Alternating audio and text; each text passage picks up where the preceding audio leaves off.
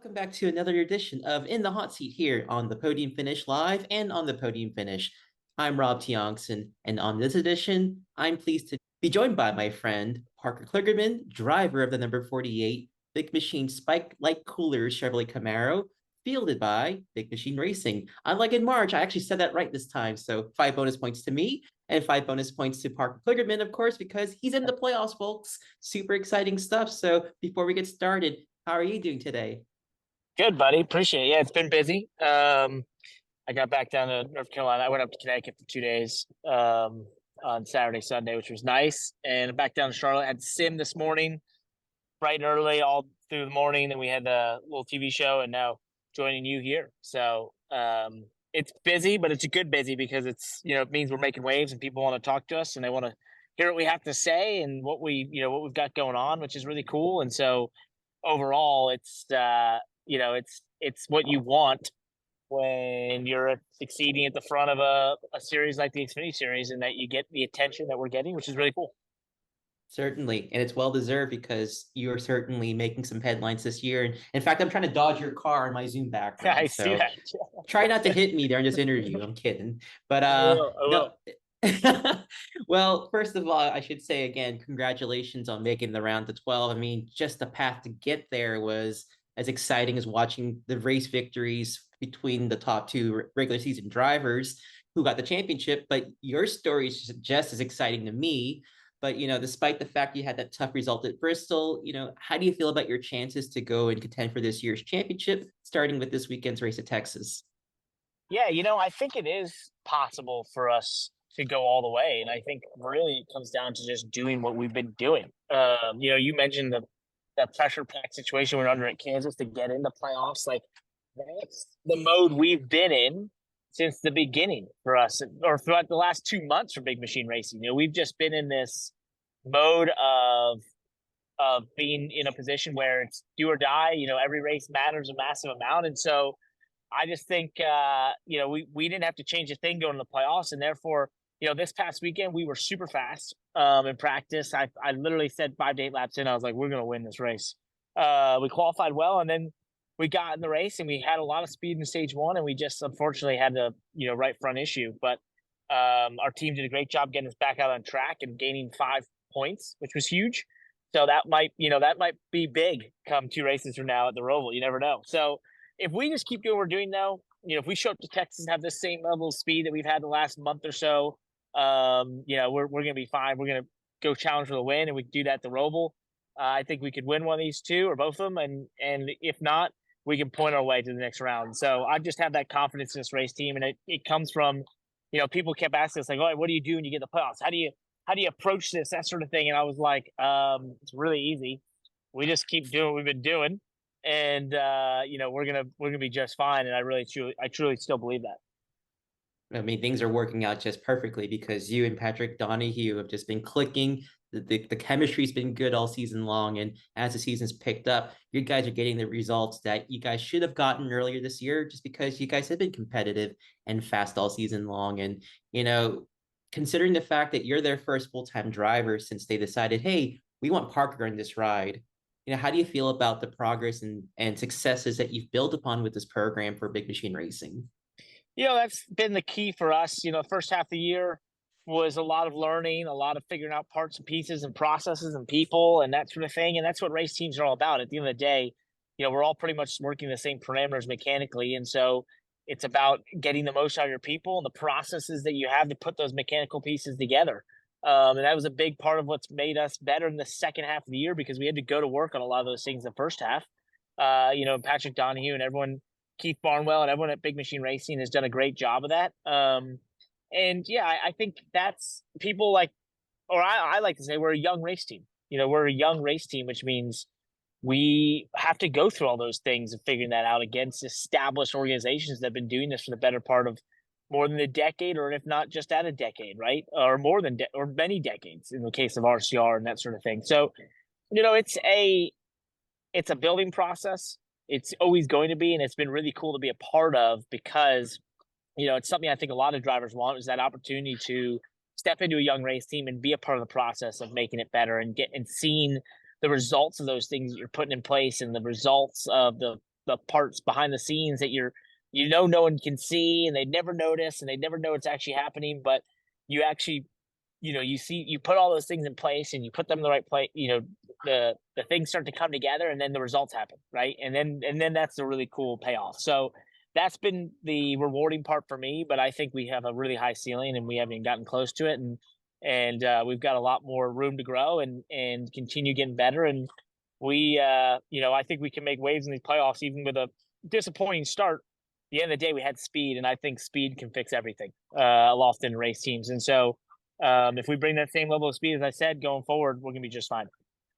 Yeah, evidently, yeah, you guys have got the speed, evidently showing all season long, and even Cup drivers are noticing that. Like you said, I think during last week's media availability, you had Kevin Harvick, Danny Hamlin come up to you and say, "Hey, good job, Parker. Great job making it in." And if they're saying that, they in their Cup drivers, they're recognizing, man, you still got it. I don't know. Yeah, I guess so. It's always, I don't know if I still got it or what, but it's nice to get the respect of your peers and people like that I respect a massive amount and who have accomplished so much in the sport at the highest level, and who are people I admire, not just in the driving side, but in all they've accomplished in their lives, and to be a part of this as long as they have, and to be as successful as they have. It's such a cool thing to have those nice comments from them. But for me, it's not the validation I need. To me, the validation is going out there and getting victory lane. And that's why I'm here. And, I came here to Big Machine Racing to help them build this race team to make the playoffs and to go win races. And I've ticked a couple of those boxes, but I got to tick that last one.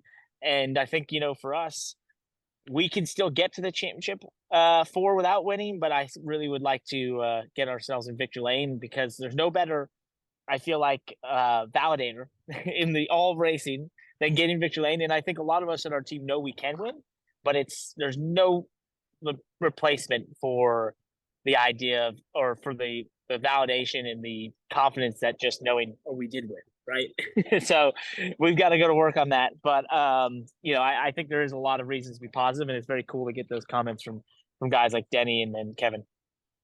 I just think it's huge because I have been noticing that since we met back in 2013. I've seen this throughout your career, and man, you've shown some speed. You've shown that you have the dedication and determination to be at one of the top levels of NASCAR, and it's paying off at last. So it's just so cool. And you're right. Getting a victory would be validation on the stamp of a great comeback, a great season, because it's like an athlete doesn't want to just get in and be like, "Oh, here I am." You guys are beasts out there. You guys want to win. You don't want to just get a participation trophy and be like, "Hey, good job, Parker. You got two podiums with no wins, but hey, how was your season?" You want to have that special sauce on it. Oh, 100%. 100%. Yeah, winning's, at the end of the day, winning fixes everything in this sport, as we like to say, but it's why we all do it, right? It's cool, all the other stuff and the validation of running well and good finishes. But my mom always just say, there's a rare special set of finishes that don't need a story, and that's when you've won. And it's this when asked how'd it go, you say we won, end of story.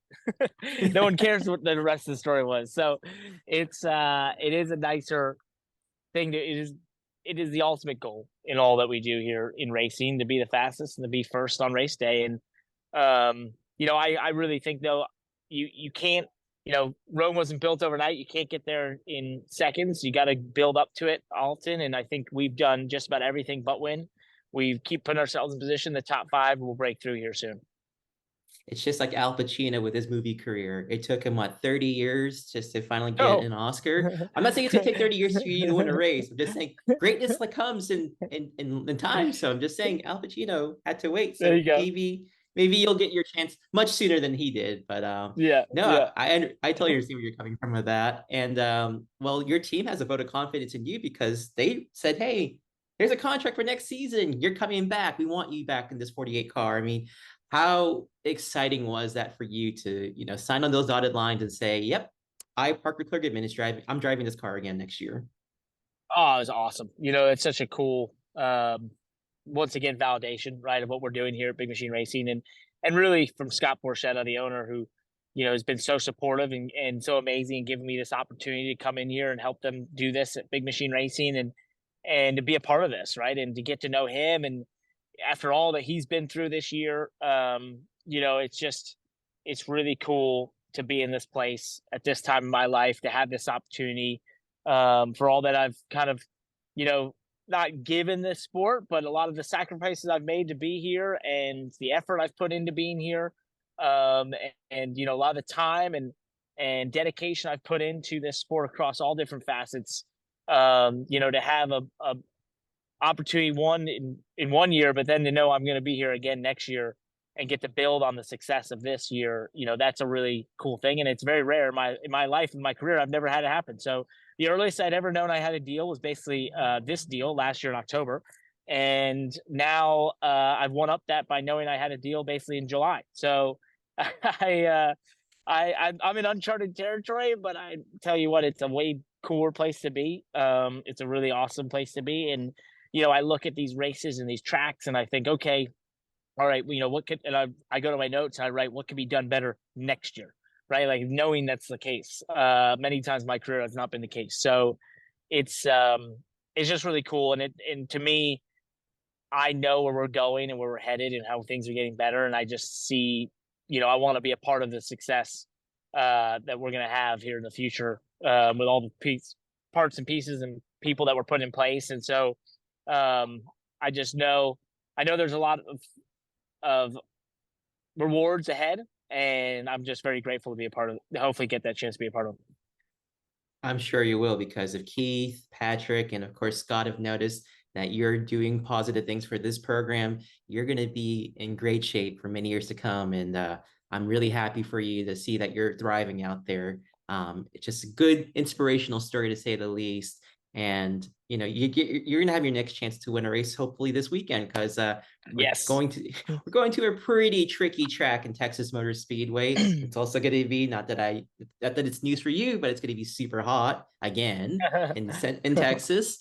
So I mean, besides Mother Nature dealing some cruel cards to you drivers this Saturday, what makes Texas such a hard, difficult track compared to other intermediate tracks? It is best described as unique because it is. You have the flat turns 1 and 2, which you approach at about 200 miles an hour. You use a ton of brake. You got to be really consistent where you get the left front and getting it rotated and get back to throttle. You've got to have the car super loose, or have it set up in a way that it turns down there. And then from that point onward, turn towards 3 and 4. That's one of the hardest corners in all of NASCAR for us in Xfinity, because it's just so fast, low downforce. And the car is not set up to go through that. It's set up to go through the flat turns 1 and 2. So you're just hanging on. It's on, it's a knife edge of a corner. And it's super fast, as I mentioned. So it's a really intense place in that sense. I remember doing a qualifying lap there back in 2018, the low downforce cup stuff, 750 horsepower. And I got out shaking because it was just so insane how fast we were going through 3 and 4 and how on edge it was. And you couldn't believe that I think the min speed was like 188 miles per hour to the center of the corner. So that was a crazy time. And, it's not gotten any easier. So it's definitely a unique racetrack. But what's cool, we talk about winning. I mean, this is the place that Big Machine has won at with Tyler Reddick last year. So, I've looked at places where I felt like I was, maybe the one who could make it happen at the road courses. And now, I look at a place like this though, and I think, all right, this is where I'm learning from the team, and hopefully can bring that same energy. And if I'm half the driver, I think I am, and can match Tyler Reddick and his ability there. Maybe we can go out there and win this weekend. I wouldn't be surprised if we do. That would be quite the scene here in Texas, just knowing that, yeah, you mentioned a good point. Tyler won here last year, and you have shown that you've been really fast throughout this season in the intermediate tracks. I mean, I've seen in the past when you want to race, you're going to plant that flag right in the grass, and you've got a convenient one in the dog leg for sure. Yes. Yeah, there's room for it. Yeah, definitely. So I've also never bought a cowboy hat because I've always thought I wanted to win one at Texas. So I have purposely not bought one. Although I don't know if I'd really wear it ever, but I haven't bought one before, and you'll know if I have a cowboy hat, it's because I won at Texas. So I might as well get one. It would be cool to have. And no better opportunity than this weekend to go get it done. Spoiler alert, folks. Just in case you already know, Parker Kligerman has just won the race on Saturday. So I will have all the details on that and his cowboy hat in photos. Let's hope that's the case. That'd be pretty cool, to say the least. Man, Love that. I could I could use a cowboy hat knowing how hot it's gonna get. So, but I like my hair being out in the open right now. But yeah, man. I mean, you talked a little bit earlier about the progress, about the team chemistry. Let's just talk about you and Patrick Donahue for a moment.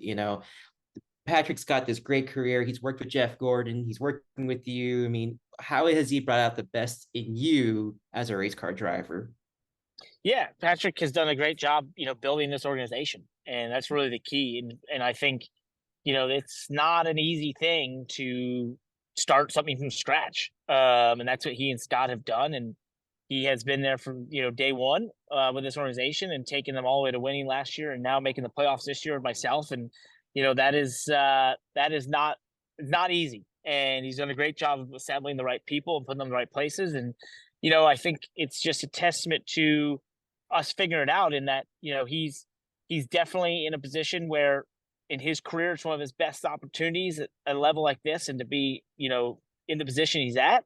And I think he doesn't take that lightly, and I see that in his work ethic and his effort, and how much he dedicates to this program. And so I think it's really good to have some of that experience and that level of dedication, who is building this program from day one, that sees the growth, sees the things that are improving, and is there to be a part of the success when it happens. And that's really cool. So in terms of our working relationship, we've done a great job of figuring each other out. I'd say in the second half of the year, we often are just in the groove with things, from the sim to practice to qualifying to the race. It's best described as a groove, because we just sort of do the same things each weekend. We don't overthink it. We don't reinvent the wheel. We just do what we know we're best at. We know we're a great race team. I feel like we've been getting better and better. The qualifying stuff, we have moved our average down a couple spots, which has been great. And that's all part of the process. And part of that is early in the year, myself just figuring out these cars, and Patrick and them figuring out me, and but we found the things that work for us. And so once you have that, you just start trying to tweak on it and build on it, and that's what we've been doing. But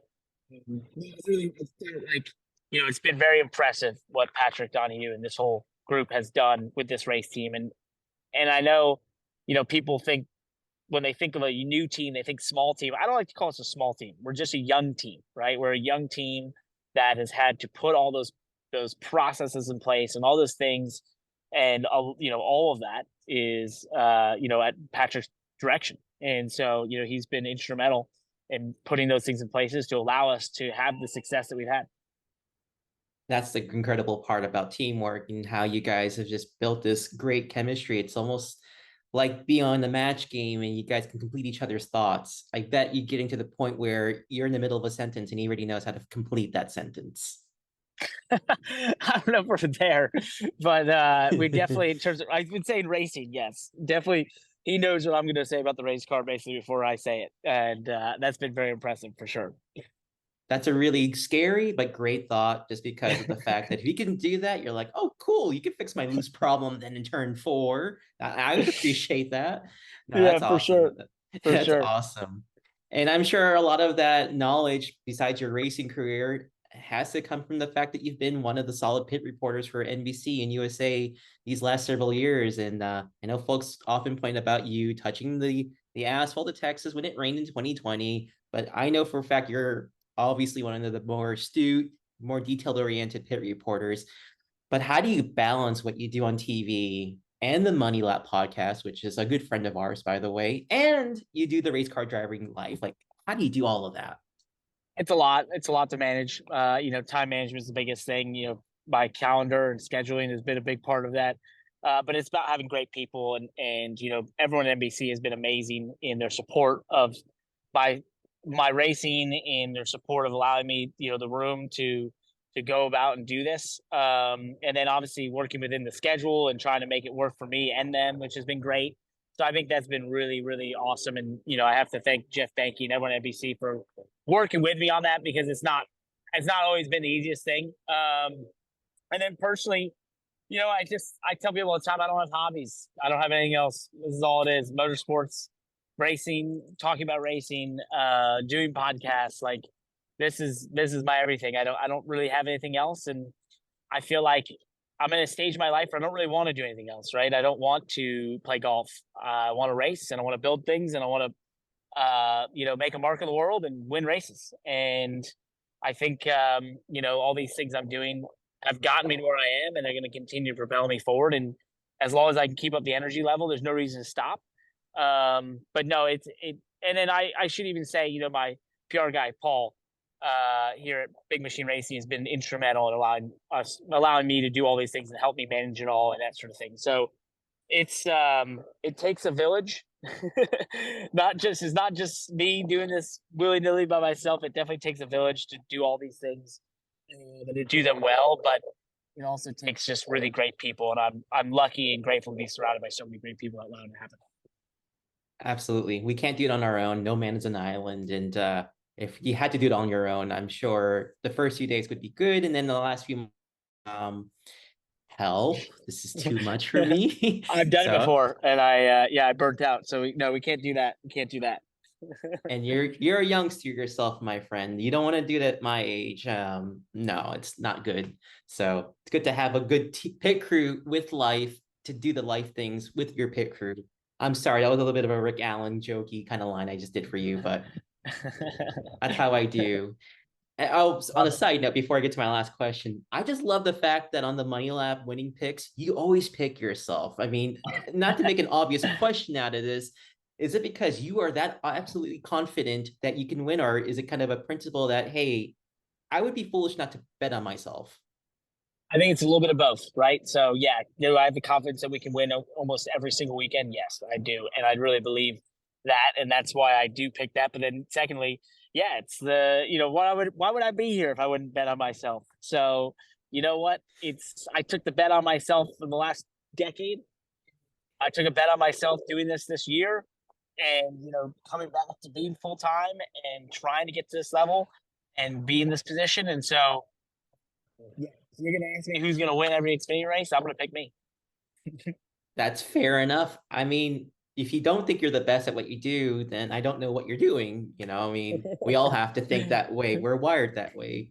Yeah. Humility only goes so far unless you want to win. So I can appreciate your stance on that. And I'm just looking forward to this week's graphics so I can see 48 himself. And I'm like, yes, this is my weekend. I love it. Well, I know, my friend, you've got a lot on your plate. I'm also hoping I'm not holding up too much of your time. But for my last question here, it's not one of those silly questions. It's kind of a serious but fun esoteric question. If you had the funds and resources to go build a racetrack anywhere around the world, what kind of track would it be and where would it be? And there's no restrictions. No restrictions. Hey man, the surplus is all yours.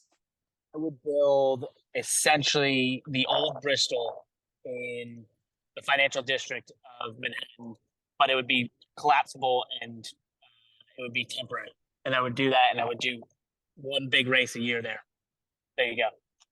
I love that idea just because that way no city people won't be saying, well, it's just too loud. Why is this track here? Like when the race is over, you just hit a button and it just goes It's underneath gone. the It's street. completely temporary. I don't know what it's made of. Maybe it's made of some material we don't even know at this point. But it would basically be a replica of the old Bristol, surrounded in stands, probably about 160,000 stands. But we build it into the buildings around, and it would be in finite because that place is a ghost town on the weekend. So you can make it happen. I love it. I want to see some old school Bristol with 36 degrees of banking and just people trying to walk down that banking. That's insanity at its best. Well, Yes. I mean, I haven't seen it, but I've watched a lot of the races and I loved it for sure. And I love talking to you, my friend. It's always a pleasure. I know you're a busy guy, you're on demand, but before we let you go, do you have anything you want to say to the Big Machine Racing fans or the fans of the podium finish? Well, first of all, thank you for having me on, bud. Appreciate it. Thank you, Rob, and everyone at Putting Finish. And this has been a very cool time in my life. I appreciate all the support. I see all the support. I hear it when I get introduced to the racetrack. So it really warms my heart and is very flattering. So thank you to all the fans out there. But most of all, I truly, truly believe we can make it out of this round, either the next round. If we make it to the next round, all bets are off if we can get to the championship four. And just remember, if we get to the championship four, you only got to beat three other cars. So I like my odds in that one. We've had to beat a lot more cars at times in our career. So I would love to have the opportunity to be a part of the championship four, but no matter what, this has been a stellar year for us at Big Machine Racing and Spike Bike Coolers, and looking forward to keep the show going. And we'll definitely keep an eye on that show because it's going to keep on chugging along the rest of this year and into next year for sure. So, ladies and gentlemen, that was Parker Kligerman here on TPF Live's Hot Seat. Thanks so much, Parker. Thank you, buddy. Appreciate it.